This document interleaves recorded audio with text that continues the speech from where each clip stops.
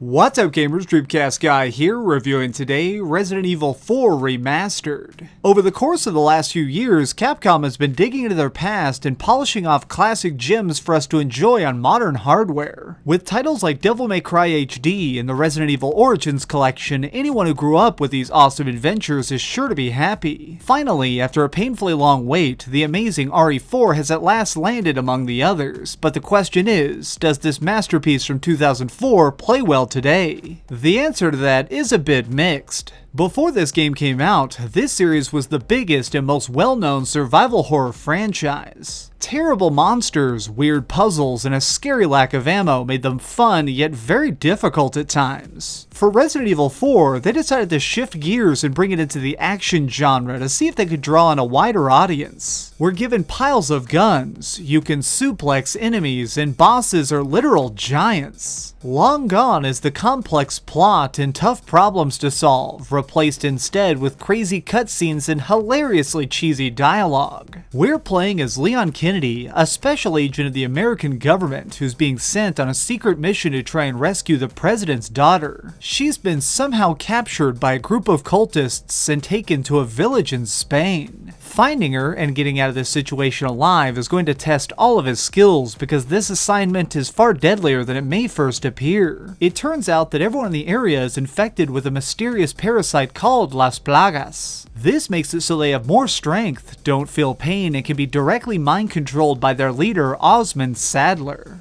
During the course of this mission, we face increasingly insane creatures. At the start, we just have a few regular people, some spooky guys in robes, and maybe a couple of invisible demons, but things quickly escalate from there until we're fighting freakish nightmares. This is the real heart and joy of why Resident Evil 4 has been such an explosive success over the last decade. It doesn't take itself too seriously, but at the same time builds a world just cool enough that you want to take part in saving it. However, where it falls short is that the controls have aged horribly. Combat in the early 2000s was still a bit of a mess. No one had completely figured out a good way of handling battling foes in 3D spaces, so this game decided to try and make things easier by giving you the ability to move or the ability to shoot, but not do both at the same time. Leon may be one of the most badass agents on the planet, but he can't seem to back up when a woman with a chainsaw is running at him with his gun out. Normally, this wouldn't be too bad, but the aiming in general has some major problems. To start with, the sensitivity is basically locked on max. What I mean is that tapping the thumbstick will immediately shift your sights to the total other side of the screen. After a few hours, you'll learn to deal with it, but that's when you really begin to notice how bad the inventory system is. All usable items you pick up are placed in a suitcase you're carrying. As you can see, you manually move things around like a Tetris board to get everything to fit. That's not the real issue though, it's the fact that you have to go back to the screen every single time you want to switch weapons or heal. It can really take you out of a tense situation if you keep having to pause it to eat a herb or change guns. These controls are cumbersome, even primitive, but don't really get in the way of how fun it is to blast all these crazy monsters.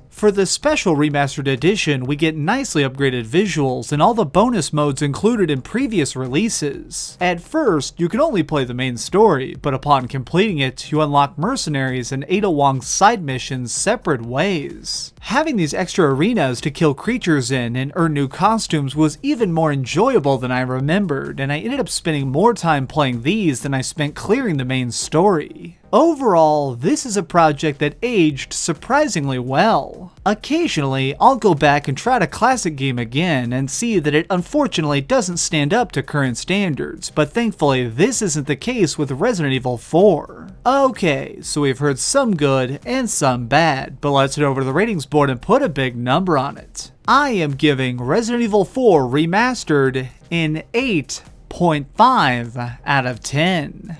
If you've never beaten the original version of this game, or you're just craving some hardcore action, I highly recommend you play it. With all the cool moments of fear and fun, this is a title that keeps the thrills coming. Thanks so much for watching, gamers. This has been DreamcastGuy with another review. If you enjoyed this video, please give it a thumbs up, share it with your friends, and subscribe if you haven't already. But do me the biggest favor of all and keep dreaming.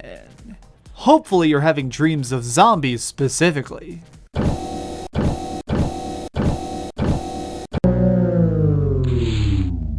Thanks so much for watching. If you liked this video, maybe check out my last video. Please subscribe, and if you want, share this somewhere with your friends.